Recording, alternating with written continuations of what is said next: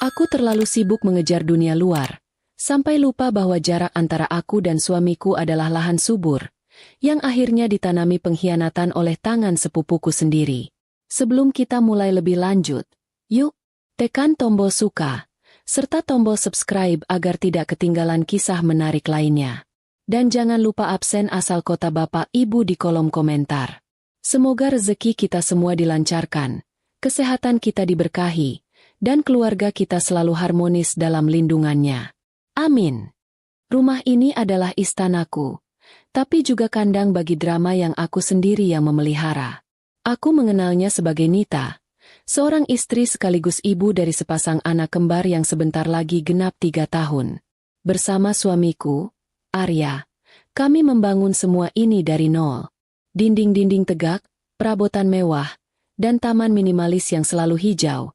Semua hasil dari keringat kami berdua sebagai pekerja kantoran yang gila jam lembur. Kami memang mapan, berlebihan malah. Sampai-sampai hidup kami terlalu nyaman dan kehilangan gairah untuk hal-hal domestik. Disinilah peran orang lain masuk, mengubah tatanan hidup kami tanpa aku sadari. Hidupku terasa terlalu mudah dan serba bersih, berkat kehadiran Bude dan sepupu. Bude Sumi, kakak dari almarhum ibuku, datang beberapa tahun lalu. Ia sebatang kara setelah suaminya meninggal dan tidak punya rumah sendiri. Aku, sebagai keponakan yang merasa bertanggung jawab dan berlimpah harta, langsung menyambutnya. Bude tidak hanya numpang, tinggal, tapi langsung kuangkat sebagai ratu rumah tangga tanpa mahkota. Semua urusan di rumah ini, dari A sampai Z, ada di tangannya. Aku tidak pernah perlu repot memikirkan popok anak kembar, menu makan malam, atau bahkan cucian kotor suamiku. Semua sudah diurus tuntas oleh Bude. Sementara aku dan Arya pagi-pagi sudah lenyap ditelan kemacetan ibu kota, Bude sudah bangun menyiapkan sarapan, memandikan dan menyuapi si kembar, bahkan membersihkan remah-remah biskuit di karpet ruang keluarga. Bude bekerja tanpa lelah, bukan sebagai pembantu, tapi sebagai anggota keluarga yang membalas budi dengan tenaganya. Jujur, terkadang aku merasa malu, tapi rasa lelah sepulang kerja selalu menang melawan niatku untuk mengambil alih tugasnya. Kenapa harus susah kalau ada yang bisa memudahkan? Itulah mantra bodoh yang tanpa sadar aku pegang erat-erat. Di rumah ini, selain Bude, ada juga Kirana, anak Bude, sepupuku yang cantik dan cerdas. Kirana baru saja lulus SMA dan bertekad melanjutkan kuliah di jurusan desain grafis yang mahal. Tentu saja, aku menanggung semua biayanya. Mulai dari uang masuk, SPP, buku, sampai laptop canggih untuk tugas-tugasnya. Aku merasa ini adalah kewajibanku, sebagai balasan atas semua jasa Bude yang sudah membuatku dan Arya bisa fokus mengejar karir, mengejar uang. Apalagi Kirana sangat pandai merayu. Dia sering bilang, "Tante Nita itu sudah kayak mama kedua, deh." Pahlawan Kirana. Kadang aku berpikir, betapa murahnya harga kenyamanan hidupku ini. Aku hanya perlu mengeluarkan uang bulanan ekstra untuk kebutuhan Bude dan Kirana, dan sebagai imbalannya, hidupku menjadi sempurna. Arya, suamiku, juga menikmati situasi ini. Dia bisa pulang larut malam, langsung disambut makan malam panas, dan anak-anak sudah tidur pulas. Tidak ada tangisan rewel, tidak ada rumah berantakan, dan tidak ada tuntutan dariku karena aku pun sama sibuknya dengan dia. Kami hidup damai dalam kesibukan masing-masing, dan Bude adalah jembatan yang menyatukan kembali kepingan keluarga kami yang tercerai-berai oleh jadwal kerja. Suatu sore, aku pulang lebih cepat karena ada rapat mendadak yang dibatalkan. Saat melangkah masuk, rumah terasa hening. Aku kira semua sedang tidur, tapi aku mendengar suara tawa riang dari dapur. Saat mengintip, pemandangan yang tersaji membuatku terdiam sebentar, bukan karena kesal, tapi karena lucu. Di sana, Bude sedang mengejar si kembar yang telanjang bulat karena baru selesai mandi. Bude lari terengah-engah seperti atlet maraton yang sudah pensiun. Hanya saja tujuannya cuma sepasang balita nakal. Aduh, ya Allah, cepat pakai celana. Nak, nanti masuk angin. Nak, seru Bude dengan napas memburu. Si kembar, yang genap berusia 3 tahun minggu depan, malah tertawa senang, lalu bersembunyi di balik kaki Arya. Ya, Arya sudah pulang. Aneh, biasanya dia baru pulang pukul 8. Sudah, Bude. Biar ayah saja yang tangkap, kata Arya. Lalu dia ikut berlari mengejar si kembar. Pemandangan itu, Arya si eksekutif muda yang biasanya kaku di depan laptop, kini tertawa terbahak-bahak sambil berlarian di dapur mengejar dua balita polos. Sungguh sangat manusiawi dan menghangatkan hati. Aku jadi ikut tertawa geli. Bude berdiri di sudut, mengelap keringat dengan ujung daster, tampak lega. Itu adalah momen yang membuatku semakin yakin. Bude adalah aset tak ternilai bagi keluarga kami. Bude sudah seperti manajer rumah tangga, babysitter profesional, sekaligus koki andalan, semua dalam satu paket. Aku merasa berhutang budi tak terhingga. Aku pun berjanji dalam hati, aku akan menanggung semua kebutuhan Kirana sampai ia benar-benar sukses, bahkan sampai ia menikah nanti. Itu janji pribadiku pada diri sendiri, sebagai ganti waktu keibuan yang kurenggut paksa demi karir. Aku juga sering melihat kedekatan yang aneh, yang dulu kukira hanya sebatas keakraban keluarga yang tinggal serumah. Kirana, yang sedang sibuk dengan tugas kuliahnya, sering terlihat duduk di ruang tamu. Arya, yang baru pulang kerja, tak jarang menghampirinya hanya untuk bertanya soal tugas-tugas desainnya. Tentu saja, aku menganggapnya wajar. Mereka sama-sama dewasa dan Arya memang suka mendiskusikan hal-hal kreatif. Apalagi dia sendiri seorang marketing director yang dituntut inovatif. Ada satu kebiasaan kecil yang sering membuatku berpikir, mereka ini terlalu akrab. Saat Arya minum kopi setelah makan malam, Kirana pasti langsung inisiatif membuatkannya. Bahkan tanpa disuruh. Mas Arya mau kopi ya? Kirana buatinnya. Begitu katanya. Selalu dengan senyum manis dan gesit. Arya pun sering membalasnya dengan candaan. Wah, Kirana ini tahu saja kalau mood ayah sedang butuh kafein. Bude Sumi saja kalah cepat. Aku sering menimpali dengan tawa ringan. Maklum, ya. Dia ini kan dibiayai buat kuliah biar pintar. Masa cuma buat kopi saja kalah sama Bude?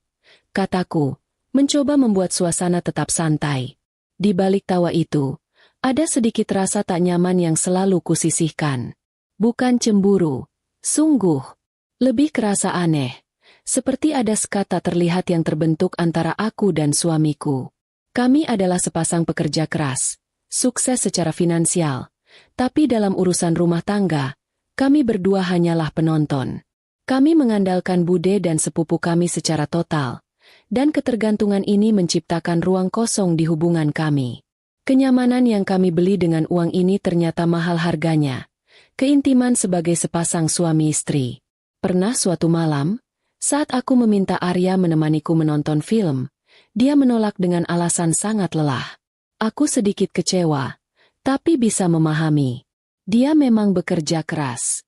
Sejam kemudian, saat aku keluar kamar untuk mengambil minum, aku melihat pintu ruang kerjanya sedikit terbuka. Aku mendengar Arya sedang berbicara dengan suara pelan.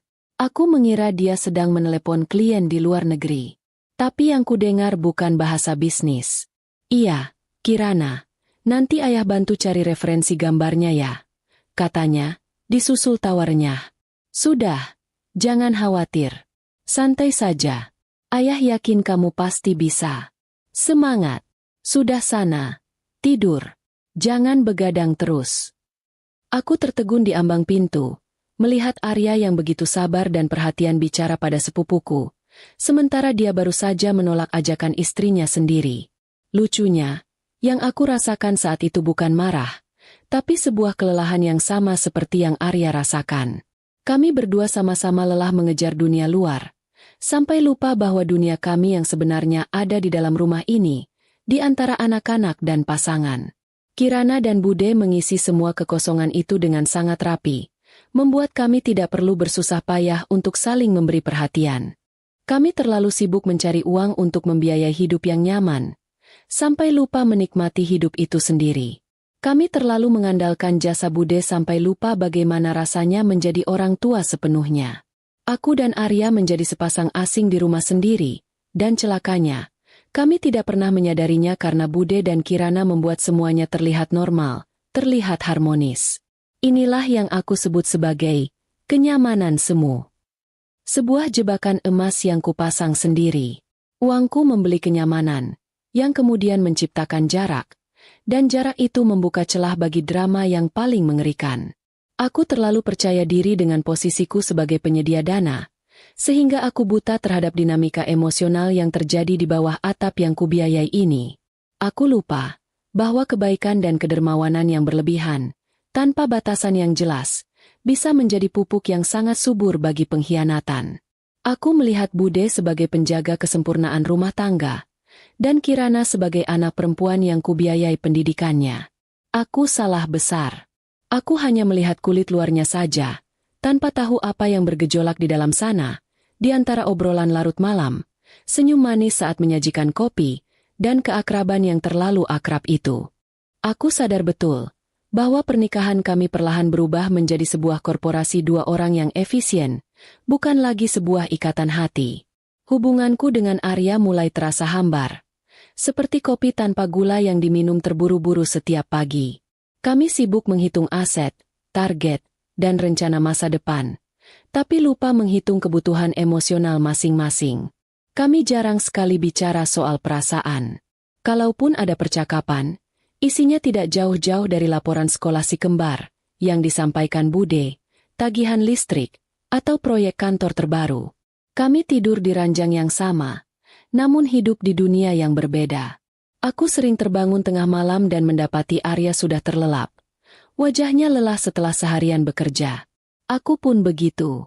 Rasanya sungguh berat untuk berbagi cerita atau sekadar bergandengan tangan, karena kelelahan selalu lebih dulu memenangkan pertarungan. Dulu, kami bisa bercerita berjam-jam tentang hal-hal sepele.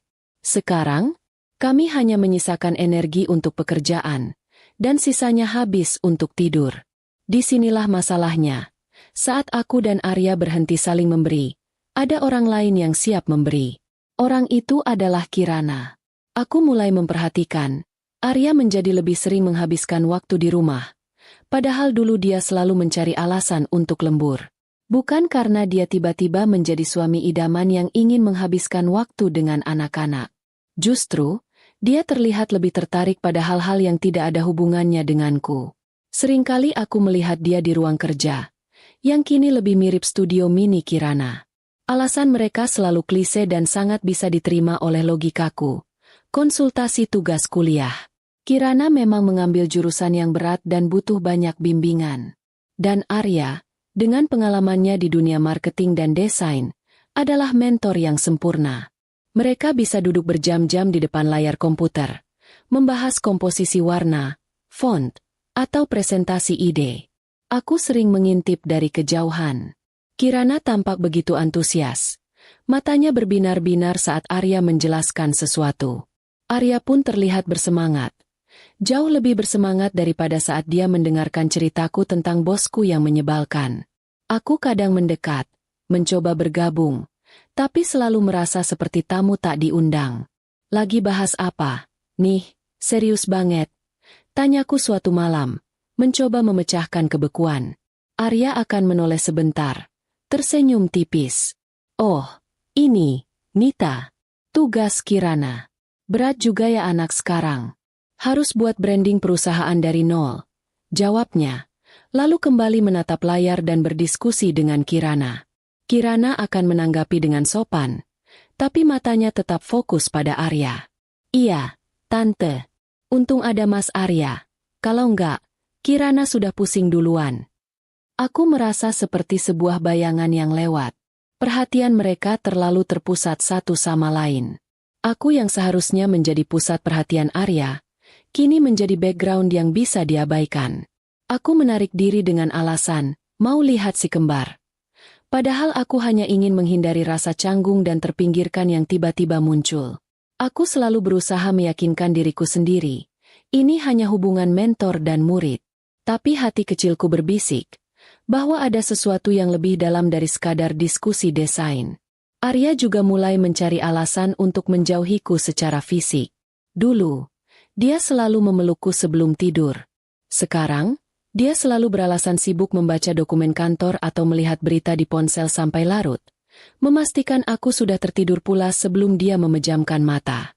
Komunikasi fisik kami semakin minim, digantikan dengan sapaan seadanya dan ciuman di kening yang terasa formal, seperti kewajiban yang harus dipenuhi. Puncaknya, aku ingat betul, suatu hari Minggu pagi yang seharusnya santai. Aku berencana mengajak Arya dan si kembar jalan-jalan ke taman kota, seperti keluarga normal lainnya. Sudah lama kami tidak melakukan hal itu. Aku sudah menyiapkan pakaian terbaik untuk si kembar. Ya, nanti kita ke taman kota ya. Kasihan si kembar, weekend di rumah terus. Kataku ceria sambil menyentuh bahunya. Arya sedang asyik dengan ponselnya, lalu menghela napas panjang. Aduh, Nita, jangan sekarang, deh. Aku ada urusan penting banget pagi ini. Urusan penting apa? Sayang? Kantor. Dia menggaruk tengkuknya. Bukan kantor, tapi ini penting. Kirana butuh bantuan mendesak untuk tugas presentasi besok. Dia panik banget. Katanya sudah di ujung tanduk. Kan kasihan kalau sampai gagal. Kuliahnya sudah kita biayai mahal-mahal. Kata-katanya sungguh menohok. Dia menjadikan Kirana sebagai prioritas nomor 1. Bahkan mengesampingkan janjinya pada anak dan istrinya sendiri. Wajahku langsung terasa panas. Tapi aku memilih diam. Aku tidak ingin merusak minggu pagi dengan pertengkaran bodoh yang melibatkan sepupu. Baiklah. Kalau begitu aku ajak Bude saja. Kamu urus saja Kirana. Jawabku dingin. Lalu berbalik pergi. Aku melihat pemandangan itu dari kaca jendela kamarku. Arya dan Kirana duduk di teras belakang, di bawah sinar matahari pagi yang hangat. Mereka berdua tertawa ringan saat Kirana menunjukkan sesuatu di buku sketsanya. Kopi sudah tersaji di meja, dan Kirana terlihat begitu bersinar di hadapan suamiku. Saat itu, aku merasakan cemburu. Cemburu yang tidak terucap, yang terperangkap dalam kesibukanku sendiri. Aku cemburu pada perhatian yang Arya berikan pada Kirana. Aku cemburu pada waktu luang Arya yang kini ia relakan untuk Kirana.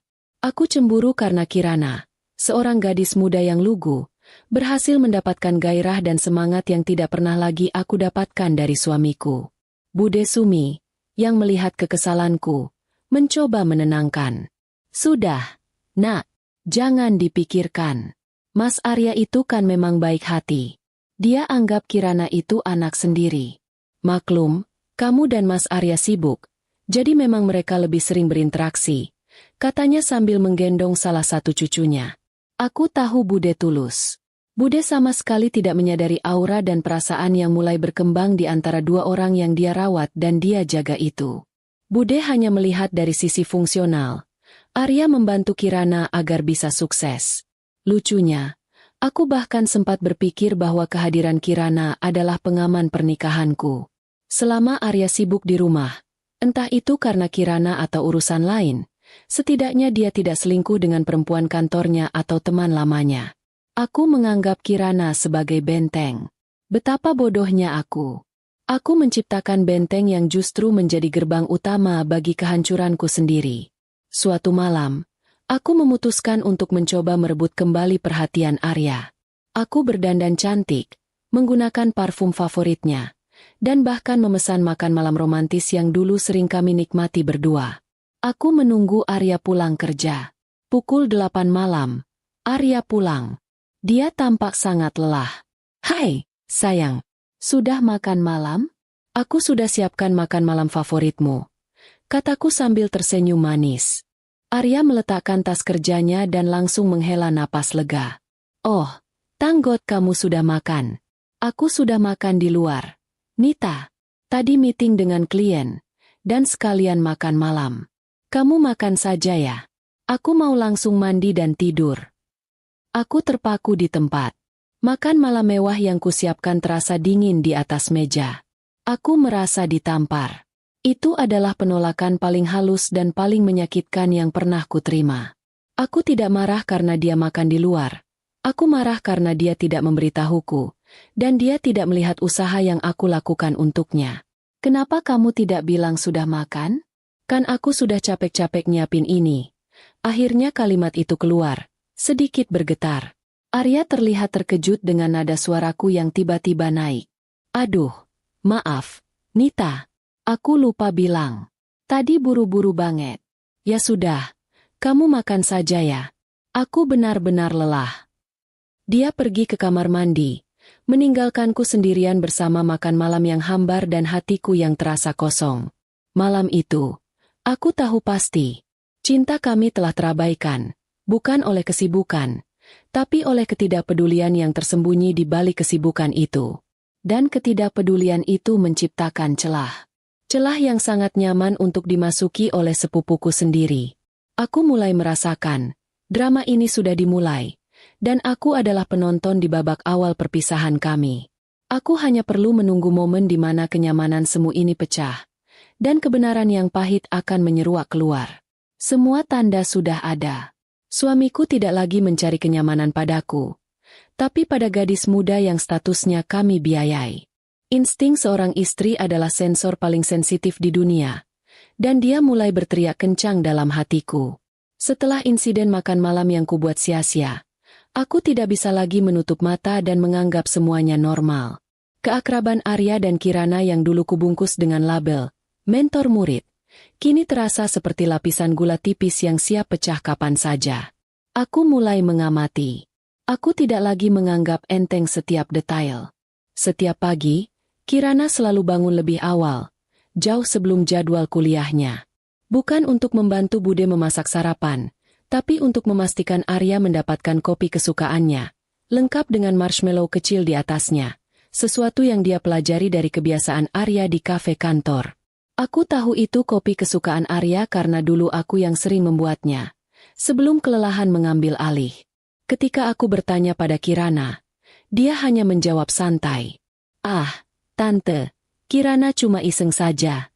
Hitung-hitung latihan jadi barista, kan seru? Katanya sambil tersenyum lebar. Di mata Bude, ini adalah bentuk terima kasih Kirana atas biaya kuliah yang aku tanggung. Di mataku, ini adalah upaya memenangkan hati yang terlalu gigih. Sebuah layanan ekstra yang tidak pernah kuajarkan padanya. Satu hal aneh lainnya, yang paling menggangguku, adalah ponsel Arya. Dulu, ponselnya selalu tergeletak bebas di mana saja. Sekarang, selalu dikunci dengan kode yang rumit dan selalu menghadap ke bawah, dimanapun dia berada. Jika ada notifikasi masuk, dia akan langsung mengambilnya dan memeriksa di tempat tersembunyi, seolah menyembunyikan harta karun. Aku tahu itu adalah red flag paling jelas, tapi aku masih berjuang melawan pikiran burukku. Mungkin dia sedang mengurus proyek rahasia kantor, kan dia direktur. Bisikku pada diri sendiri, mencari pembenaran yang paling logis. Pernah suatu malam, saat kami sedang menonton TV, tiba-tiba terdengar suara notifikasi dari ponsel Arya yang ia tinggal di meja dapur. Suara itu adalah nada dering khusus yang sangat jarang berbunyi. Arya yang saat itu sedang duduk santai di sofa, langsung berdiri tegak seperti disengat listrik. Dia berjalan cepat ke dapur, mengambil ponselnya, dan buru-buru masuk ke ruang kerja.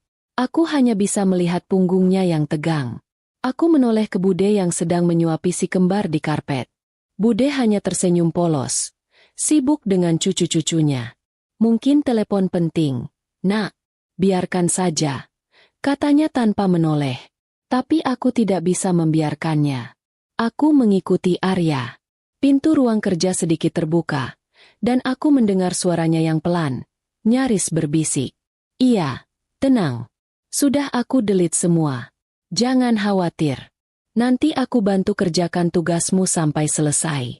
Sudah ya, aku lagi di depan. Dek, kata-kata, sudah aku delete semua.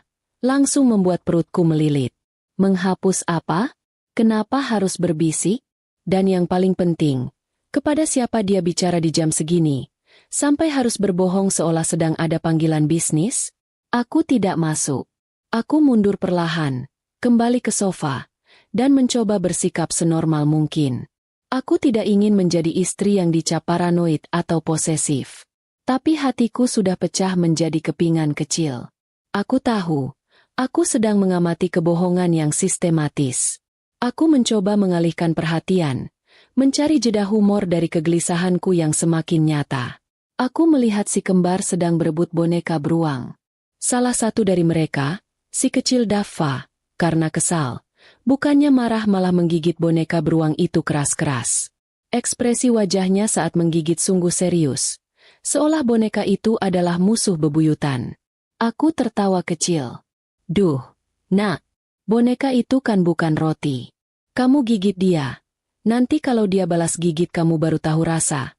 Gumamku dalam hati. Momen lucu itu, tingkah pola lugu si kembar, memang berhasil memberi jeda sejenak dari kegelisahan tentang suamiku. Mereka adalah alasan kenapa aku harus tetap kuat dan berakal sehat. Namun, setelah jeda sejenak itu, kecurigaan kembali datang, lebih kuat dari sebelumnya. Keanehan berikutnya terjadi saat Bude jatuh sakit. Bude demam tinggi dan harus istirahat total. Ini berarti Kirana harus mengambil alih tugas Bude sepenuhnya, termasuk mengurus si kembar. Aku pun harus mengurangi jam kerjaku untuk membantu. Saat itulah aku melihat bagaimana Kirana kewalahan dan betapa Arya ternyata sangat peduli padanya. Kirana, yang biasanya gesit dan manis saat hanya membuat kopi atau diskusi tugas, kini terlihat panik saat harus mengurus dua balita nakal. Si kembar rewel karena tidak terbiasa diurus Kirana. Aduh, tante, Kirana bingung.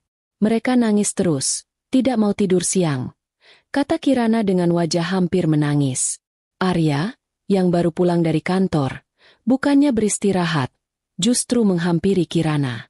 Dia dengan sabar mengajari Kirana cara menidurkan si kembar, cara membuat susu formula yang pas, bahkan cara mengganti popok. Arya melakukannya dengan penuh perhatian, seolah Kirana adalah anak yang sedang dia bimbing, bukan keponakan yang seharusnya bertanggung jawab.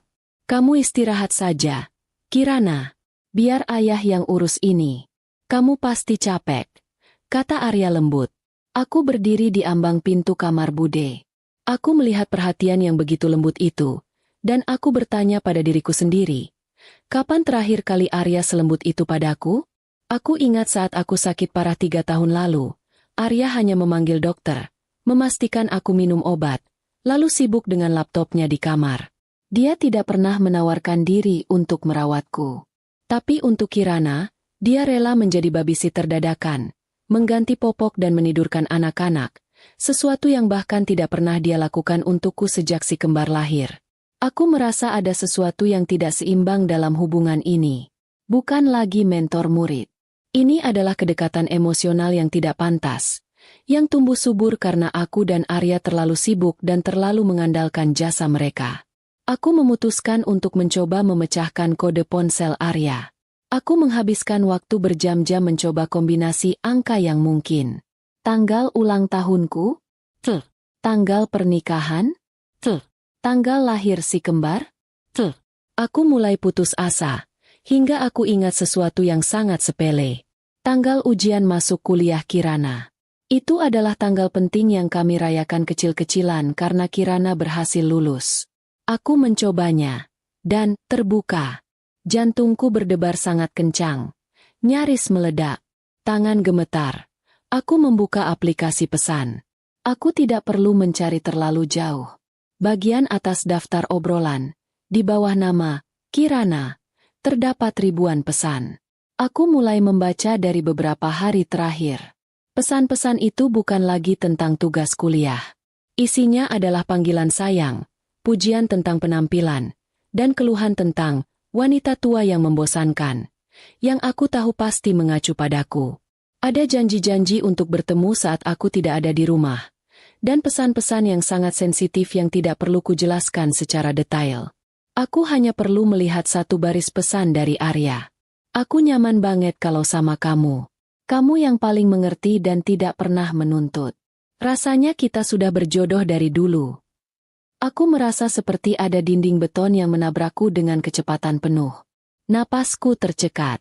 Air mata tidak keluar, karena syok jauh lebih dominan daripada kesedihan. Itu bukan lagi tanda-tanda keanehan. Itu adalah bukti otentik dari pengkhianatan yang paling keji. Aku memotret semua bukti itu, tidak hanya di ponsel Arya, tapi juga di ponsel Kirana yang kebetulan sedang diisi daya di dekat meja rias Bude.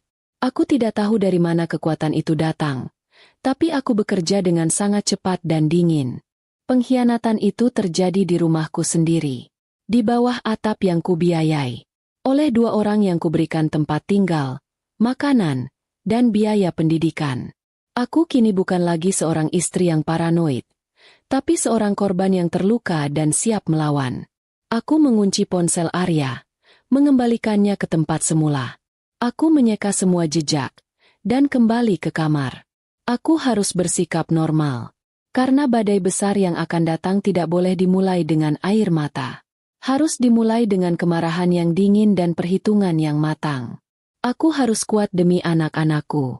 Aku berbaring, mencoba menenangkan diri, tapi bayangan senyum manis Kirana saat menyajikan kopi Arya terus berputar di kepalaku. Kini terasa menjijikan.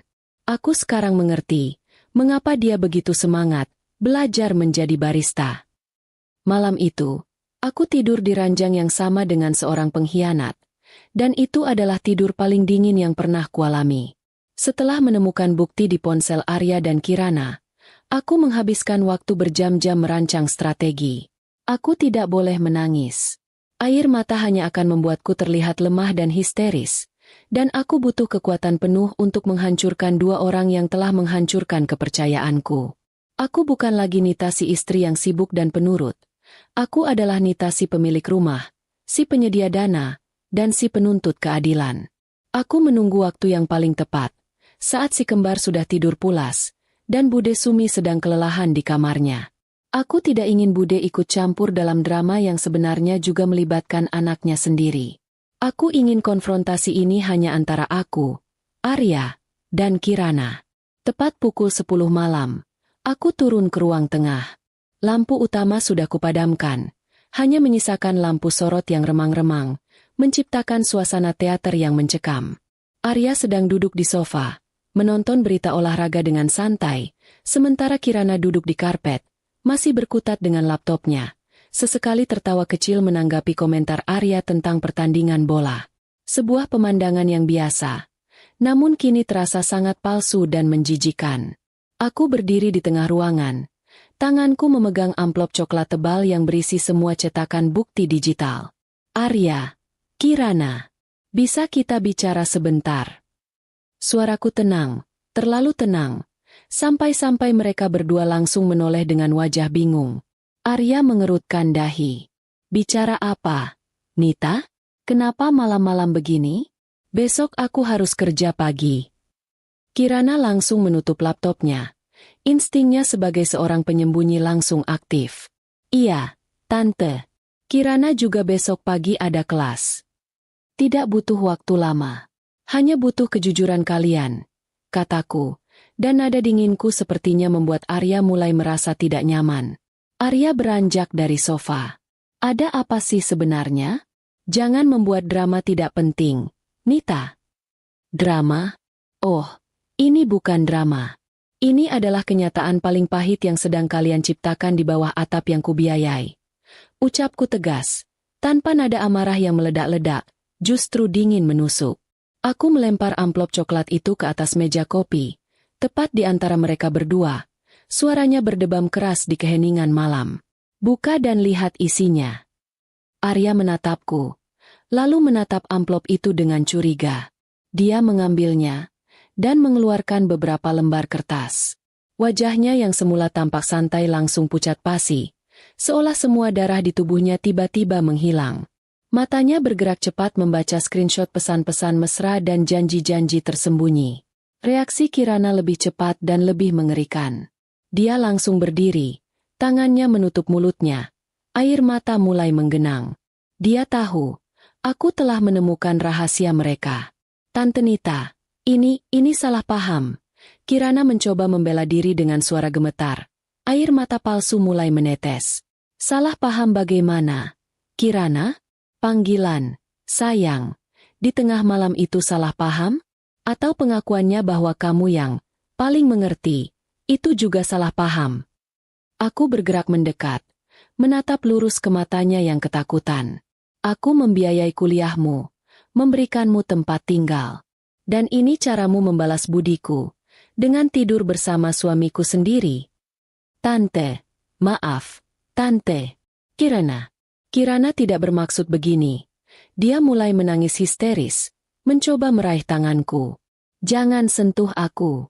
Pergi dari hadapanku. Aku mundur selangkah. Aku tidak ingin ada kontak fisik dengan pengkhianat. Arya, yang biasanya dominan dan tegas, kini berdiri membeku seperti patung. Dia mencoba menyusun kata-kata, tapi yang keluar hanyalah suara gagap. Nita, dengarkan aku. Ini hanya sebatas aku hanya. Cukup. Arya, jangan menghinaku lagi dengan kebohongan. Aku sudah lihat semuanya. Bukan hanya dari ponselmu, tapi juga dari ponsel keponakan tersayangmu itu. Kataku, menunjuk Kirana yang kini terisak-isak. Kamu bilang lelah untuk menemaniku menonton. Tapi kamu punya energi untuk membantu tugas keponakanmu sampai larut. Kamu bilang bosan denganku, tapi kamu menemukan gairah baru di rumah ini. Kamu adalah pecundang terbesar, Arya. Kamu tidak perlu selingkuh di luar sana, karena kamu sudah menciptakan zona nyaman untuk perselingkuhanmu di rumahmu sendiri. Kamu mengkhianatiku dengan orang yang kita biayai, orang yang tinggal karena belas kasihanku.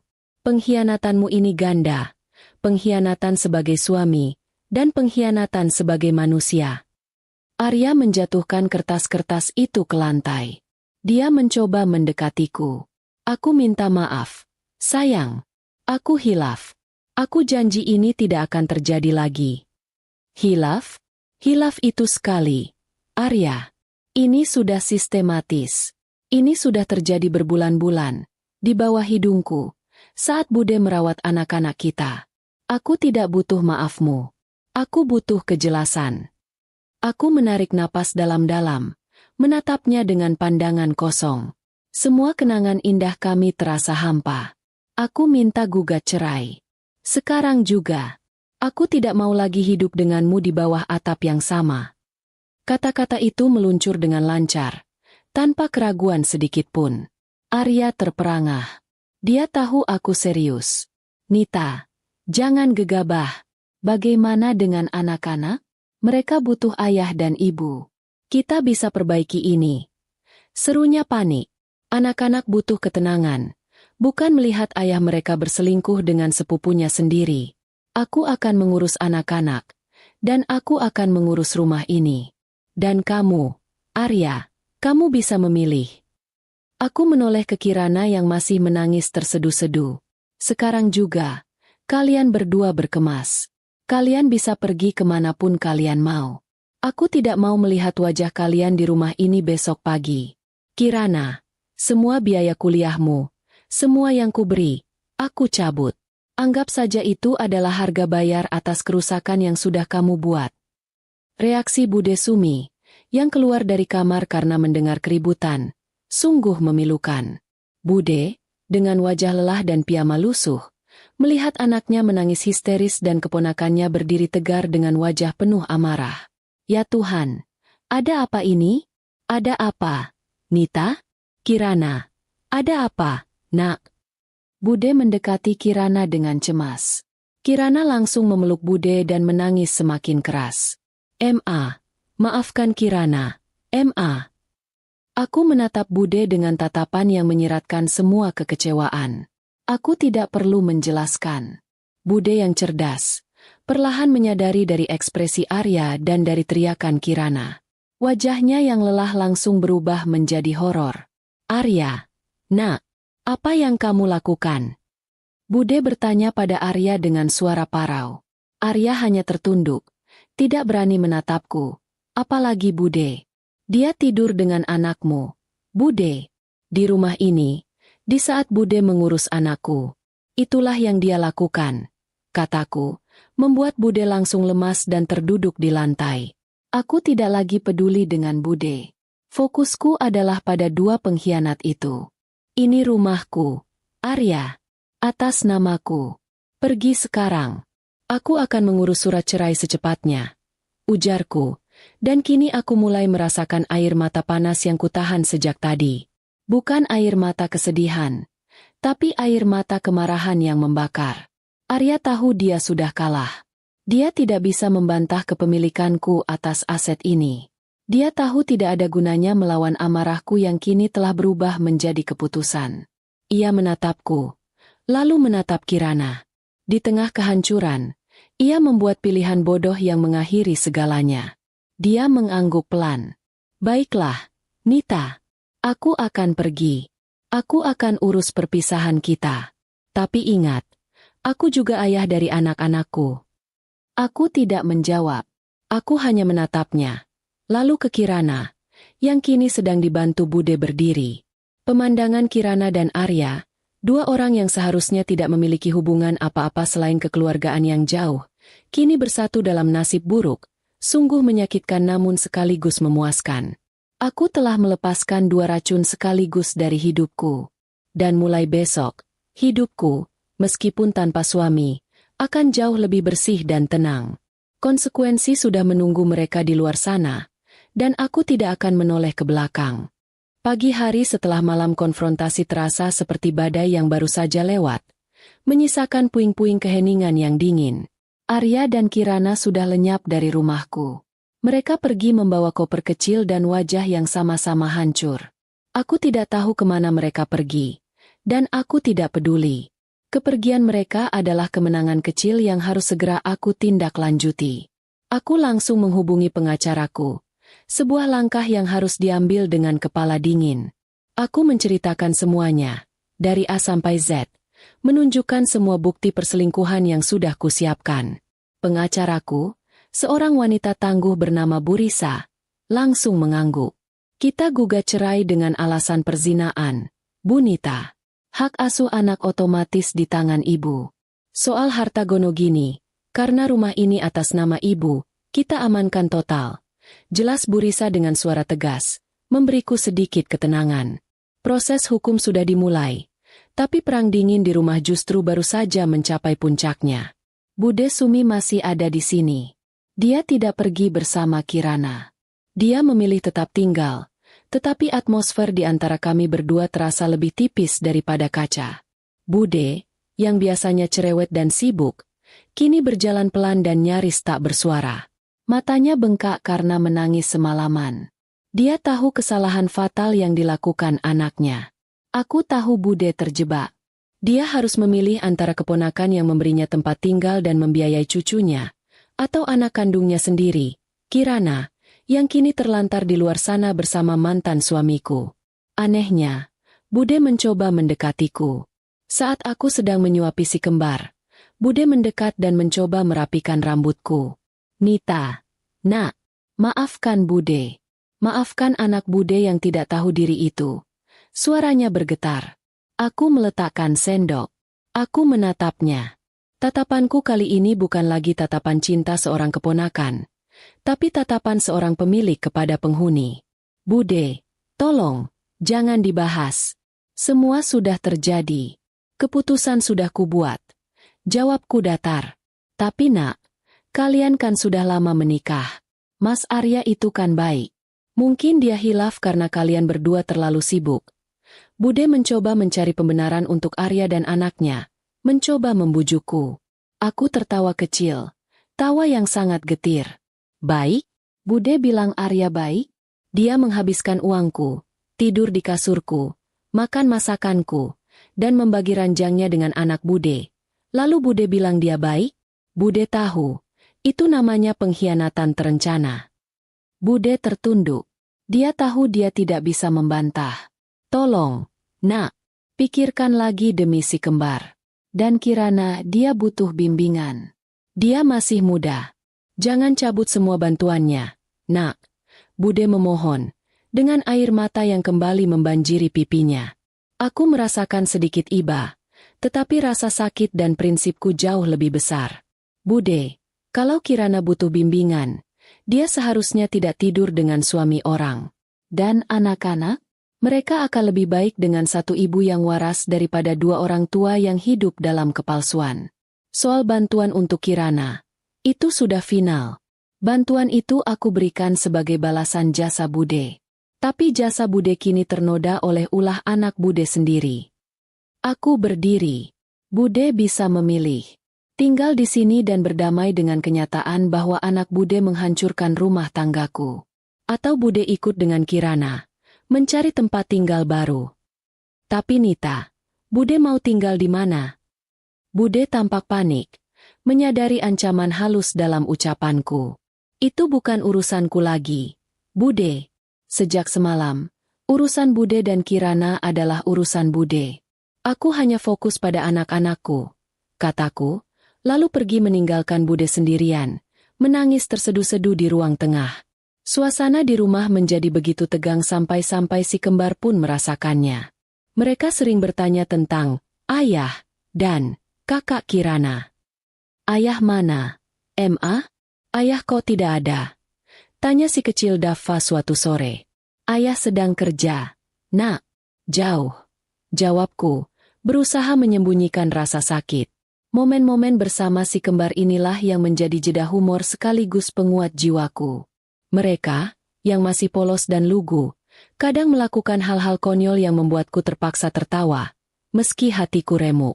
Seperti suatu sore, si kembar sedang asyik bermain dokter-dokteran. Si sulung, Tiara, menyuntik adiknya. Daffa, yang pura-pura sakit, bukannya menangis, malah berteriak heboh. Aduh, Mama, Tiara menyuntikku. Sakit sekali. Suntikannya besar sekali, kayak suntikan sapi. Teriak Daffa sambil memegang lengannya. Nak, kok suntikan sapi? Emang kamu pernah lihat suntikan sapi? Aku tidak bisa menahan tawa mendengarnya. Mereka selalu punya cara untuk mengingatkanku bahwa hidup harus tetap berjalan, seburuk apapun badai yang menimpa. Tingkah laku mereka yang jenaka ini adalah pengobat paling mujarab. Namun, di balik tawa itu, proses perceraian berjalan semakin panas. Arya tidak mau melepaskanku begitu saja. Dia mencoba menghubungi teman-temanku, mengirim pesan-pesan penyesalan, dan bahkan datang ke kantor untuk memohon maaf. Nita, aku tidak mau berpisah. Aku akan tinggalkan Kirana. Kita mulai lagi dari awal, katanya saat mencegatku di lobi kantorku. Wajahnya terlihat berantakan, jauh dari Arya yang dulu selalu rapi. Terlambat, Arya. Pintu hatiku sudah kututup, dan kuncinya sudah kulempar ke laut. Jawabku tanpa emosi.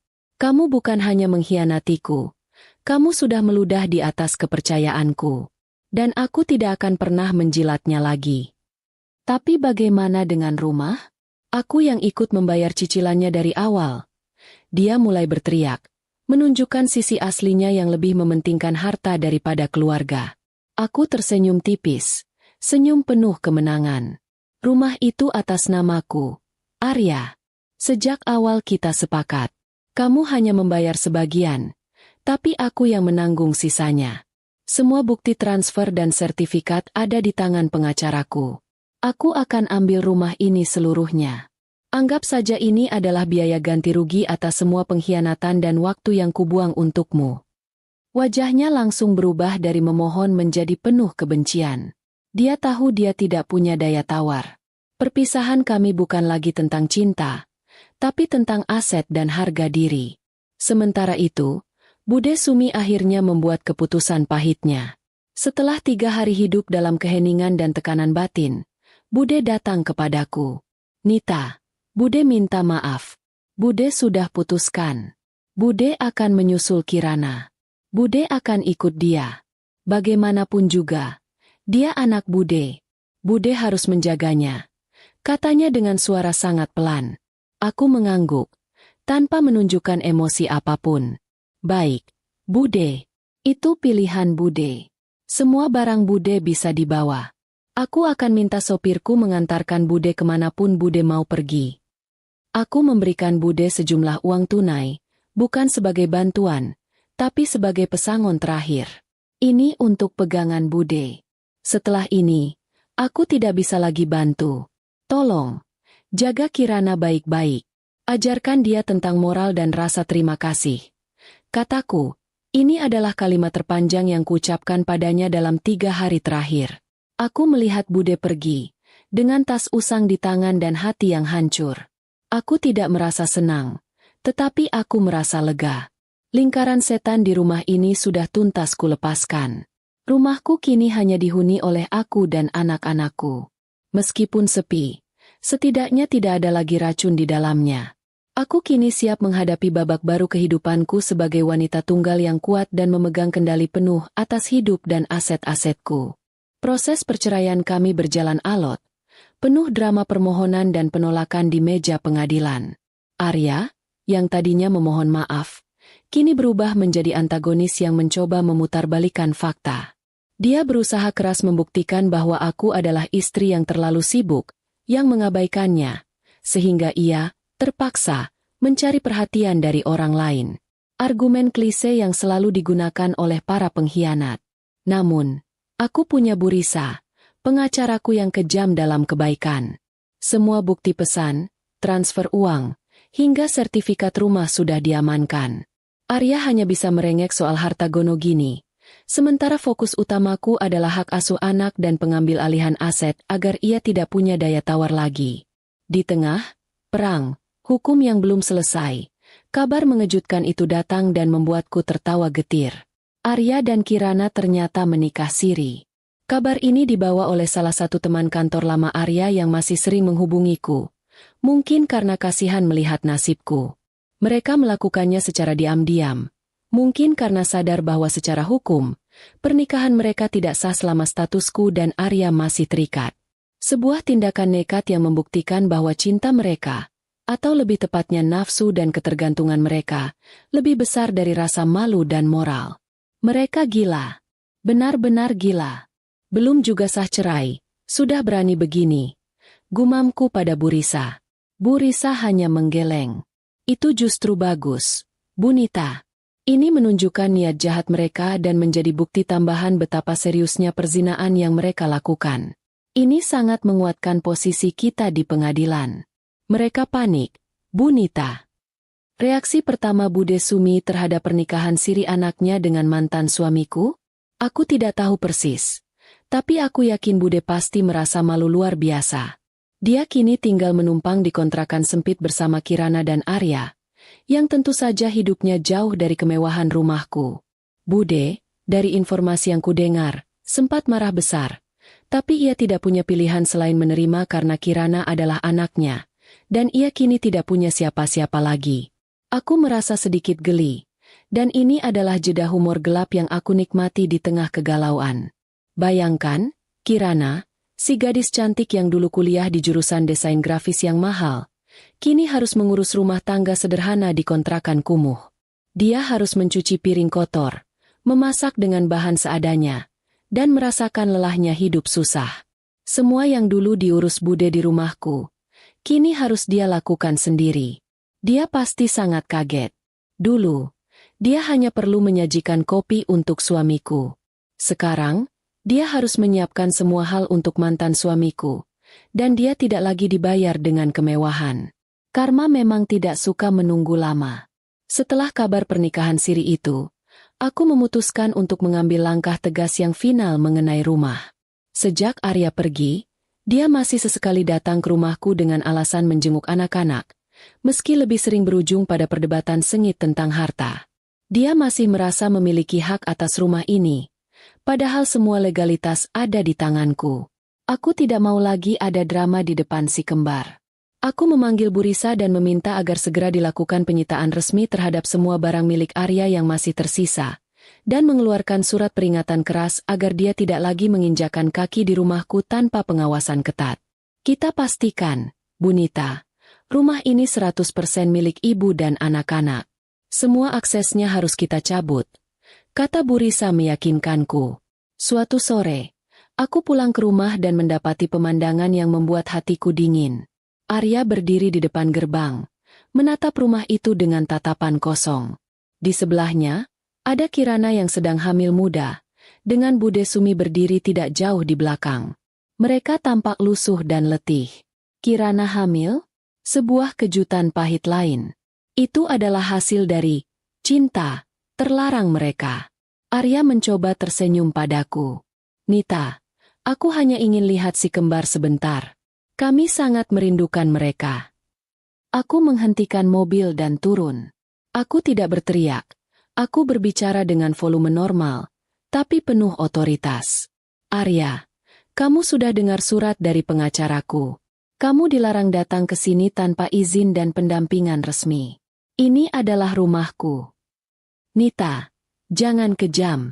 Aku ayah mereka. Dan ini juga calon anakku, katanya, menunjuk perut Kirana yang agak membesar. Aku menatap perut Kirana, lalu kembali menatap Arya. Aku sudah tahu kalian menikah siri. Itu urusan kalian dengan Tuhan. Tapi ingat, di mata hukum dan di mataku, kamu masih suami sahku saat perzinaan itu terjadi. Kalian telah merusak hidupku dan mengkhianatiku. Jadi, jangan bicara soal kekejaman padaku. Aku mengeluarkan sebuah kunci baru. Kunci gerbang dan pintu utama. Mulai hari ini, semua kunci lama sudah diganti. Aku resmi mengambil alih rumah ini. Kamu tidak punya akses apapun lagi ke sini. Arya, kamu sudah memilih hidupmu dengan dia.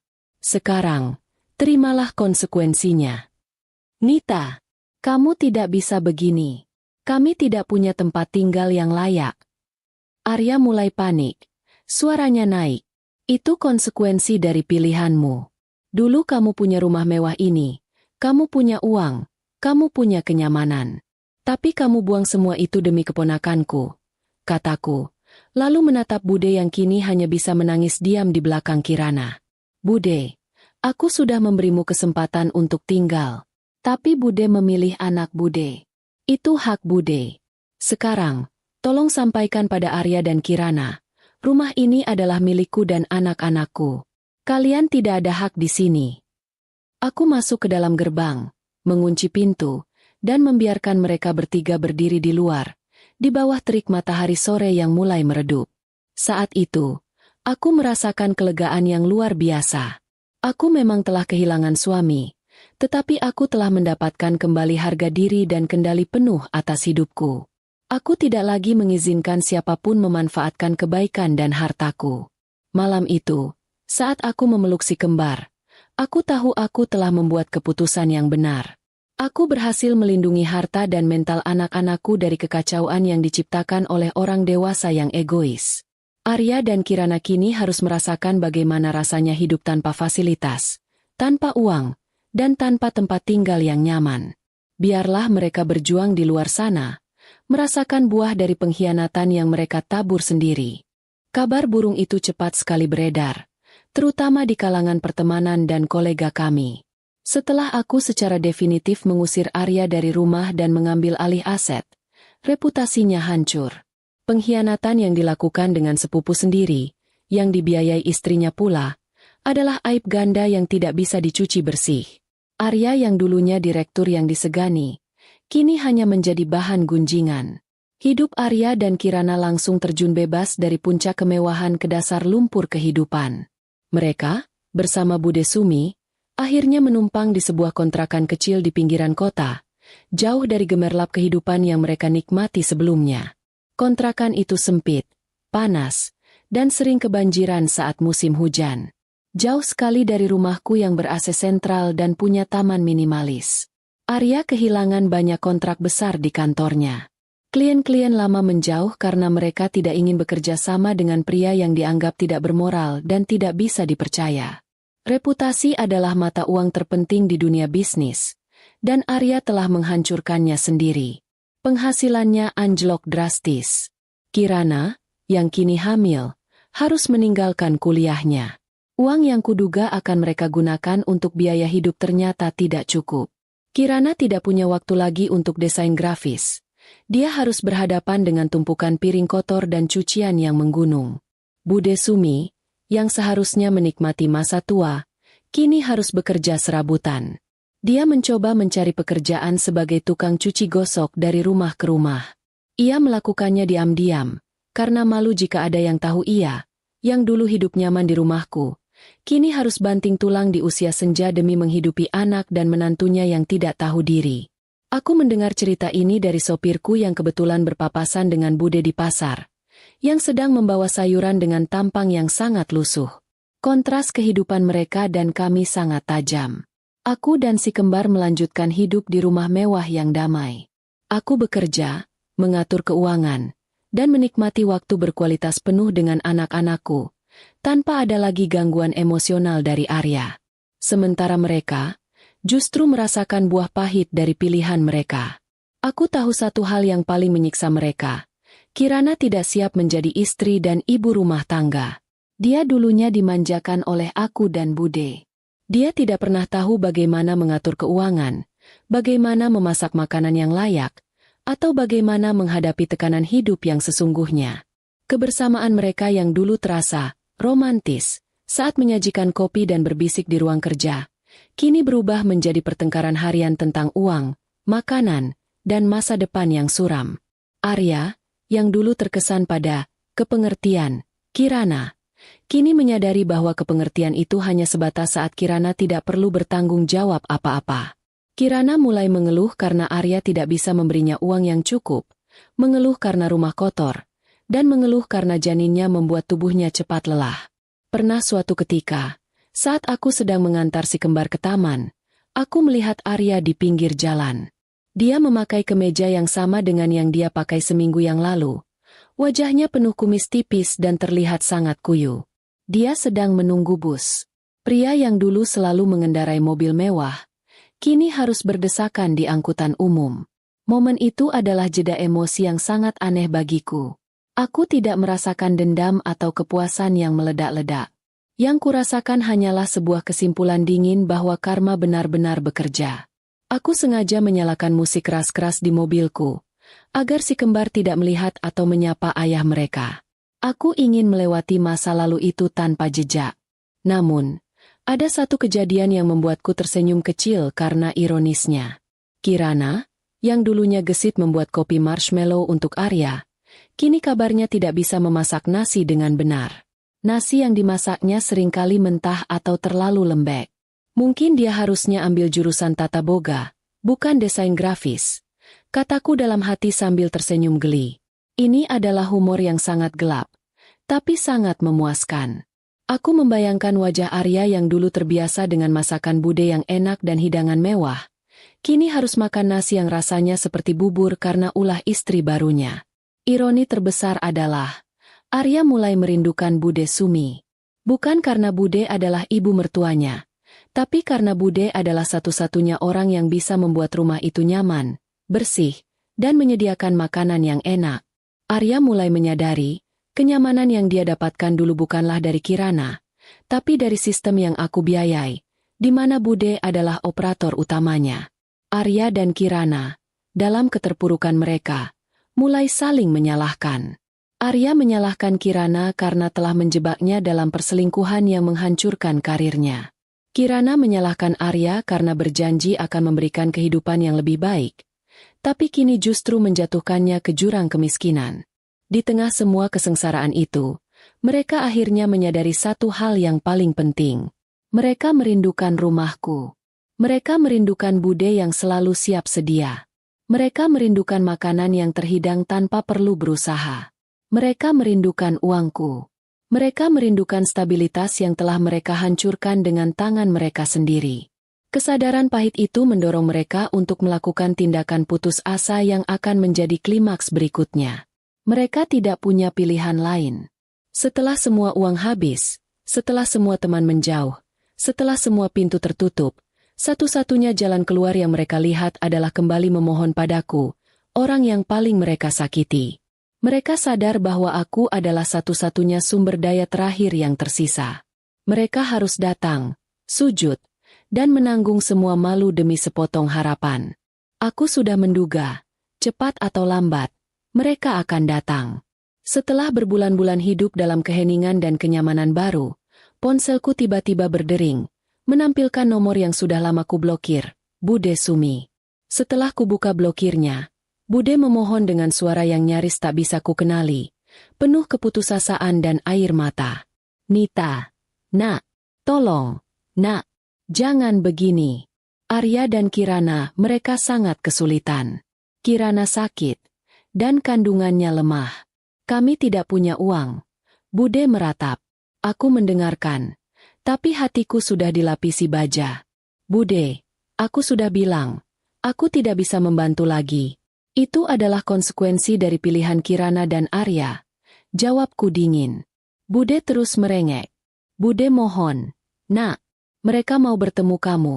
Mau minta maaf. Mereka mau sujud di depanmu. Bude janji. Ini yang terakhir. Nak. Aku terdiam sejenak. Aku tahu ini adalah bagian dari drama yang harus kuakhiri. Aku ingin mereka menghadapi konsekuensi perbuatannya secara langsung. Dan aku ingin anak-anakku melihat betapa kuatnya aku. Baiklah. Besok sore. Datang ke rumahku. Tapi jangan harap aku akan memberikan uang. Hanya waktu untuk mendengarkan penyesalan kalian. Ujarku. Lalu menutup telepon tanpa menunggu jawaban Bude. Aku menyiapkan hatiku untuk pertemuan itu. Aku bukan lagi istri yang rapuh. Aku adalah ibu yang harus melindungi keluarganya. Dan aku adalah wanita yang sangat dihargai oleh harga dirinya sendiri. Keesokan sorenya, gerbang rumahku terbuka untuk 3 sosok yang sangat asing. Padahal dulu mereka adalah bagian tak terpisahkan dari hidupku.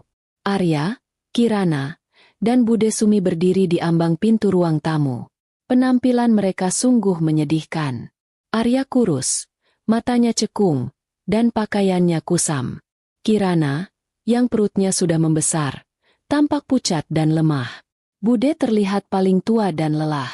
Mereka berdiri, menunduk, tidak berani menatapku. Aku duduk di sofa tunggal, dengan si kembar sedang asyik bermain balok di karpet di dekatku. Aku ingin si kembar ada di sana, agar mereka sadar bahwa ayah mereka datang sebagai pecundang, bukan sebagai pahlawan. Silakan duduk, kataku dengan suara tenang, menunjuk ke sofa seberang. Tidak ada yang langsung duduk. Arya maju selangkah, dan Kirana mengikutinya dengan susah payah. Nita, aku datang untuk memohon maaf. Suara Arya bergetar hebat, bukan lagi suara direktur yang percaya diri. Aku tidak hanya datang, aku mohon ampun. Sambung Kirana. Air mata sudah mengalir deras bahkan sebelum dia mulai bicara. Pemandangan itu seharusnya menyentuh hatiku, tapi yang kurasakan hanyalah kekosongan. Aku menunjuk Kirana. Kirana, kamu sudah merusak rumah tanggaku, mencuri suamiku, dan menghancurkan kepercayaanku. Apa yang kamu harapkan dari maaf? Kirana langsung berlutut. Kakinya yang bengkak karena hamil terlihat menyakitkan di lantai keramik dingin. Arya segera ikut berlutut di sebelahnya. Aku tahu aku salah. Tante, aku buta. Aku tamak.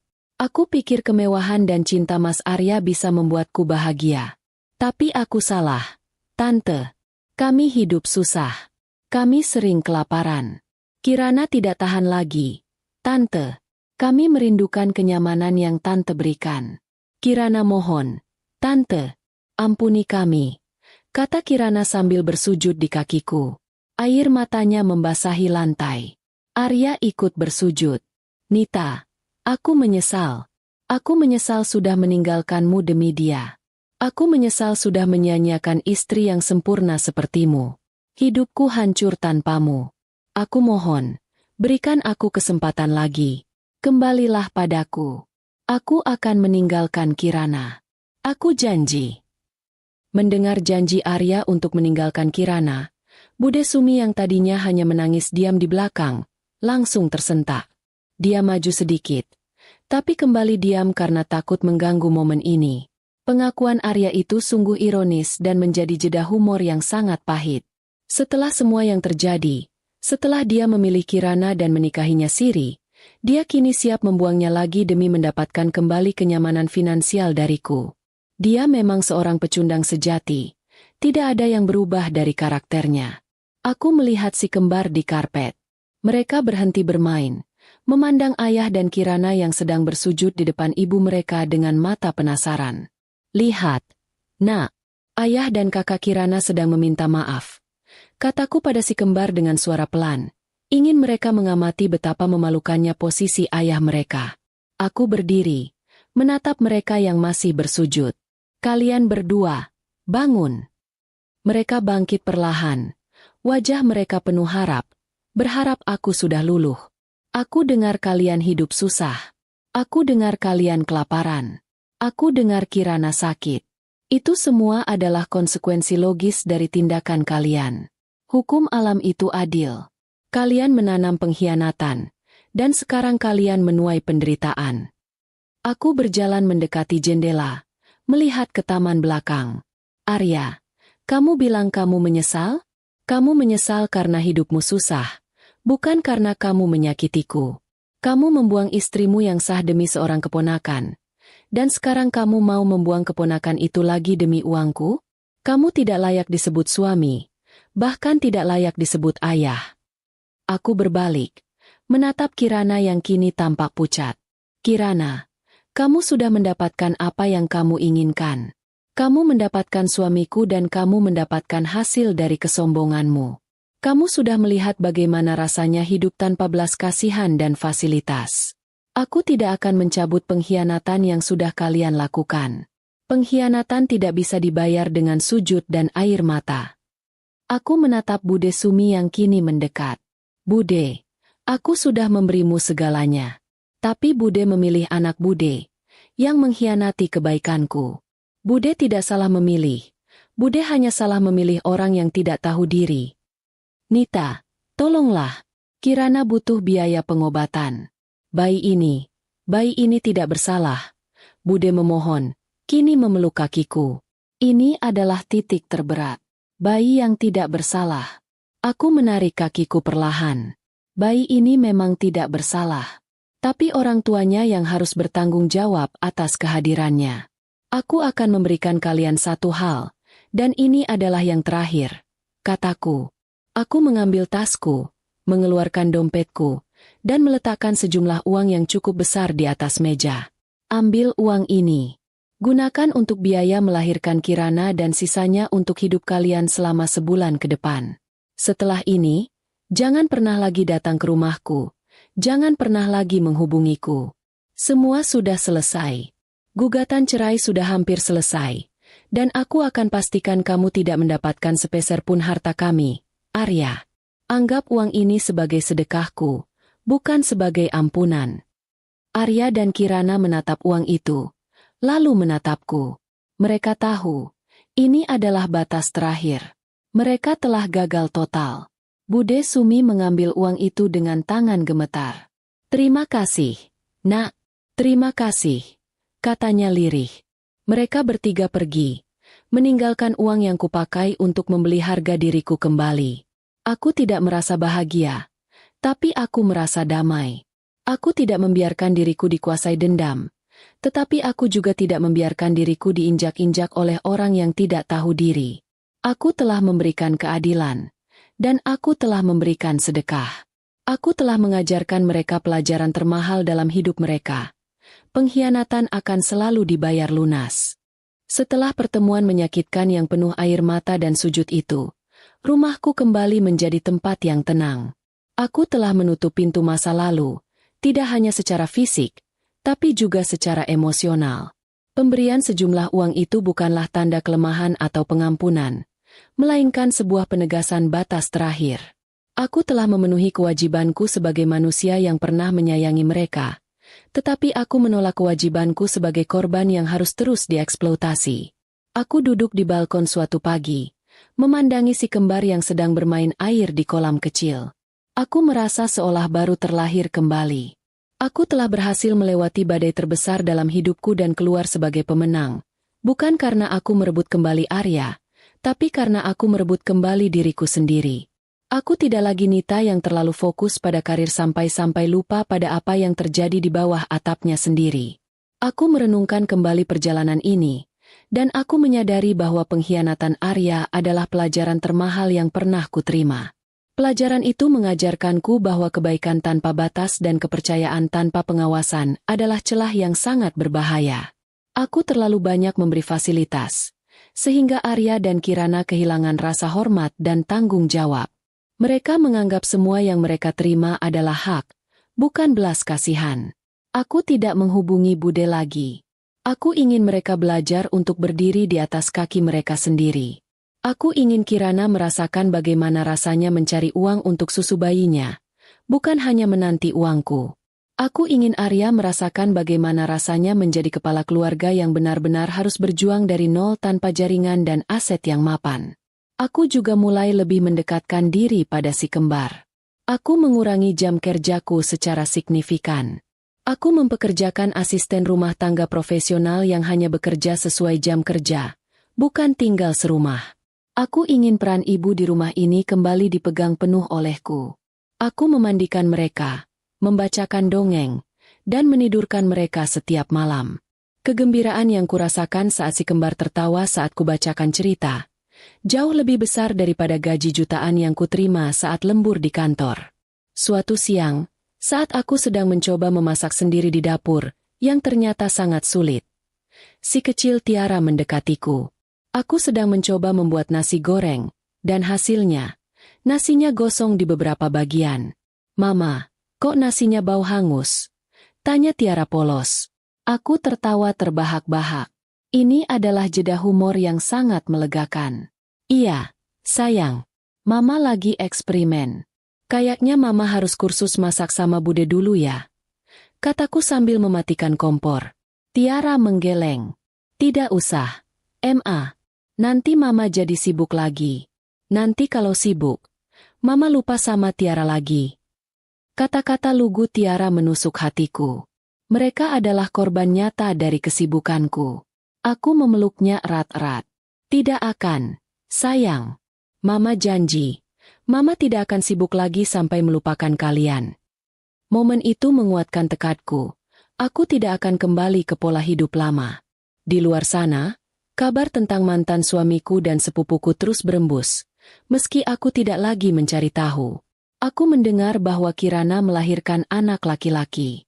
Bude Sumi kini benar-benar menjadi tulang punggung keluarga kecil yang hancur itu. Bekerja keras demi menantu dan cucunya. Arya? Dia kesulitan mendapatkan pekerjaan tetap. Perusahaan besar enggan merekrutnya karena track record pengkhianatan yang sudah tersebar luas. Dia terpaksa mengambil pekerjaan serabutan yang penghasilannya tidak seberapa. Mereka kini hidup dalam kemiskinan dan ketidakpastian, bukan karena nasib, tapi karena moralitas yang cacat. Mereka tidak punya hak untuk mengeluh, karena ini adalah hasil dari investasi buruk mereka sendiri. Aku sengaja tidak memutus semua saluran informasi tentang mereka. Aku ingin tahu bahwa mereka baik-baik saja, bukan karena aku peduli, tapi karena aku ingin tahu bahwa uang terakhir yang kuberikan telah berfungsi dengan baik. Dan yang paling penting, aku ingin tahu bahwa pelajaran hidup telah tertanam kuat di benak mereka. Aku sering memikirkan Kirana. Dia gadis cerdas, tapi ambisi dan ketidakpuasan membuatnya gelap mata. Dia ingin mengambil jalan pintas menuju kemewahan dengan cara terlarang. Sekarang, dia terperangkap dalam pernikahan siri yang tidak stabil, dengan bayi yang harus ia urus, dan suami yang tidak bisa diandalkan. Dia harus belajar bahwa kesuksesan yang dibangun di atas penderitaan orang lain tidak akan pernah bertahan lama. Aku juga memikirkan Arya. Dia adalah pria yang sudah memiliki segalanya, namun tetap merasa kurang karena ada kekosongan emosional yang kubiarkan terjadi. Dia mengisi kekosongan itu dengan perselingkuhan, bukan dengan komunikasi. Sekarang, dia kehilangan segalanya dan menyadari bahwa kenyamanan sejati bukanlah uang, melainkan integritas dan keluarga yang utuh. Aku memutuskan untuk fokus pada hal-hal positif. Aku menyelesaikan proses perceraian dengan kemenangan telak. Hak asuh anak jatuh padaku, dan rumah serta sebagian besar aset berhasil kuselamatkan. Secara hukum, aku bersih. Secara emosional, aku kuat. Aku tidak lagi punya ruang untuk kebencian. Kebencian akan membuatku terus terikat dengan masa lalu yang suram.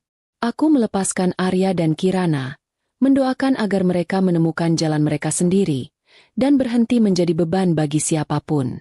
Penderitaan mereka adalah pelajaran bagi mereka, dan pelajaran bagi siapapun yang menonton. Teras berkisah, nanti. Pesan moralnya jelas. Uang tidak bisa membeli kebahagiaan, dan perselingkuhan tidak akan pernah membawa kedamaian. Aku kini hidup dengan damai. Rumah ini terasa lebih ringan, lebih jujur. Aku menjadi ibu yang lebih baik, dan aku menjadi wanita yang lebih bijaksana. Aku belajar untuk membedakan antara kebaikan dan kebodohan, antara belas kasihan dan pengorbanan yang tidak perlu.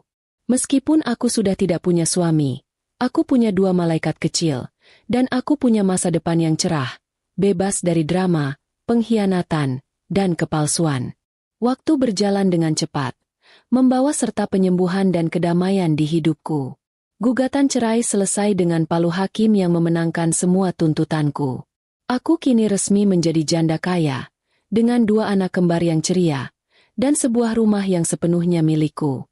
Aku membuang nama Arya dari kehidupanku, baik di dokumen maupun di hati. Beberapa bulan berlalu sejak pertemuan terakhir yang penuh air mata dan uang sedekah itu. Hidupku sudah benar-benar terpisah dari mereka.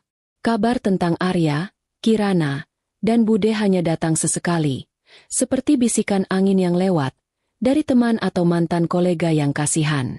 Aku hanya mendengarkan, tanpa berniat untuk menanggapi atau mencampuri. Aku tahu mereka masih berjuang di kontrakan sempit itu. Aku tahu Kirana kerepotan mengurus bayi barunya tanpa bantuan siapapun, dan Arya tetap kesulitan mencari pekerjaan yang stabil. Semua itu adalah bagian dari hukuman alam yang harus mereka jalani. Aku telah menutup babak itu, dan tidak ada niat untuk membukanya lagi. Namun, hukum alam memiliki cara unik untuk menegaskan kembali kebenaran. Sebuah drama baru harus terjadi, bukan lagi melibatkan aku, tapi menjadi bukti bahwa akar masalahnya bukanlah perselingkuhan sesaat, melainkan karakter busuk yang memang mendarah daging. Suatu siang, saat aku sedang makan siang santai di restoran dekat kantorku, aku bertemu dengan seorang teman lama Arya yang masih berhubungan baik denganku, namanya Dina. Dina tampak ragu-ragu, tapi akhirnya memutuskan untuk duduk di mejaku. "Nita, aku mau cerita sesuatu. Tapi kamu janji jangan marah ya?" Tanya Dina hati-hati. "Aku sudah melewati fase marah, Dina. Sekarang aku hanya tertarik pada fakta." Jawabku tenang. Dina menceritakan kabar terbaru tentang Arya. Kabar yang membuatku terhenyak, bukan karena terkejut, melainkan karena terlalu bisa ditebak. "Arya, dia selingkuh lagi, Nita," bisik Dina. Aku menatap Dina, lalu aku tertawa. Bukan tawa histeris, tapi tawa kering dan sinis. Aku sudah bilang, dia tidak berubah. Siapa kali ini korbannya? Dina menjelaskan bahwa Arya, yang kini bekerja di sebuah perusahaan kecil sebagai marketing freelance, telah menjalin hubungan gelap dengan teman kantornya sendiri, seorang wanita yang juga sudah memiliki suami. Ironi yang menusuk sampai ke tulang. Arya, yang sudah kehilangan segalanya karena perselingkuhan pertamanya, yang kini hidup susah bersama Kirana, yang seharusnya fokus membangun kembali hidupnya, malah mengulangi kesalahan yang sama, bahkan lebih nekat. Dia menukar Kirana, yang dulu dia perjuangkan dengan pengkhianatan, dengan wanita baru yang menawarkan kenyamanan sesaat. Kirana, yang kini sedang mengurus bayi mereka, akhirnya merasakan apa yang kurasakan dulu. Dia menjadi istri yang dikhianati, dilecehkan, dan diabaikan. Dia menjadi aku di masa lalu, sementara mantan suamiku tetap menjadi pengkhianat yang tidak pernah belajar. Aku membayangkan bagaimana Kirana menemukan bukti perselingkuhan itu. Mungkin dengan cara yang sama, dengan ponsel yang disembunyikan, atau dengan janji yang batal. Aku membayangkan tangisan histerisnya, kekecewaannya, dan penyesalannya yang pasti kini semakin dalam. Ini adalah jeda humor yang brutal dan sangat gelap. Kirana, yang dulu percaya dia adalah wanita yang paling mengerti Arya dan rela menghancurkan rumah tanggaku, kini mendapati dirinya digantikan oleh wanita yang lebih mengerti lainnya. Dia mencicipi obat pahit yang sama yang pernah dia berikan padaku. Dia tidak bisa menahan diri. "Nita," dia bilang, "Kirana terlalu banyak menuntut. Kirana tidak seperti kamu dulu, yang selalu menyediakan kenyamanan tanpa menuntut apa-apa." Dina melanjutkan, mengutip ucapan Arya. "Oh, betapa lucunya. Dia melupakan satu hal. Kirana sekarang tidak punya uang. Dia baru bisa menyediakan kenyamanan tanpa menuntut kalau semua biaya hidupnya kutanggung." Gumamku pada Dina. Aku merasa sangat bersyukur. Bersyukur karena aku tidak lagi terikat dengan pria yang memiliki penyakit moral yang kronis. Perceraianku adalah sebuah pembebasan. Beberapa minggu kemudian, aku menerima telepon lagi dari Bude Sumi. Kali ini, suaranya sudah tidak ada lagi nada memohon. Suaranya terdengar pasrah dan hancur. "Nita, Bude mohon. Tolong bantu Kirana sedikit saja. Arya pergi. Dia sudah tidak pulang. Dia meninggalkan Kirana dan cucuku. Bude menangis, memohon bantuan, bukan untuk dirinya, tapi untuk anaknya yang kini menjadi janda siri. Aku menarik napas dalam-dalam. Hatiku terasa tenang, tanpa gejolak amarah. Aku merasa kasihan, bukan pada Arya, tapi pada Bude dan bayi yang tidak bersalah itu. Bude, aku sudah memberimu semua yang kubisa. Tapi ini bukan lagi urusanku. Ini adalah drama yang diciptakan oleh anak Bude dan Arya sendiri. Jawabku, tetap mempertahankan jarak. Tapi Nita, Kirana benar-benar tidak punya uang lagi. Uang yang kamu berikan sudah habis. Dia tidak bisa membelikan susu untuk anaknya. Bude meratap. Aku tahu, jika aku memberinya uang lagi, siklus ini tidak akan pernah berakhir. Aku harus memberikan pelajaran terakhir, bukan uang. Bude, sampaikan pada Kirana. Pelajaran terpenting dalam hidup ini adalah bahwa kamu tidak bisa membangun kebahagiaan di atas kehancuran orang lain. Dia harus menerima semua ini. Dia harus belajar bertanggung jawab atas pilihannya. Bukan aku yang menghancurkan hidupnya. Arya yang menghancurkan hidupnya sendiri, dan Kirana memilih untuk bergabung dalam kehancuran itu. Aku memberikan nomor telepon sebuah yayasan sosial yang bisa memberikan bantuan pangan untuk bayi. Ini yang bisa kubantu. Bude, bantuan sosial, bukan uang pribadi. Aku tidak mau lagi ada drama di antara kita. Aku mengakhiri percakapan itu. Aku tidak lagi merasa bersalah. Aku sudah melakukan bagianku. Aku menatap si kembar yang sedang tidur pulas di ranjang mereka. Wajah mereka damai. Mereka adalah alasan kenapa aku harus tetap teguh pada prinsipku. Aku harus mengajarkan mereka bahwa integritas dan harga diri jauh lebih berharga daripada kekayaan sesaat atau cinta yang rapuh. Penderitaan Arya dan Kirana adalah cermin yang sangat jelas. Kirana, yang dulu menumpang di rumahku, kini ditinggalkan suaminya di kontrakan.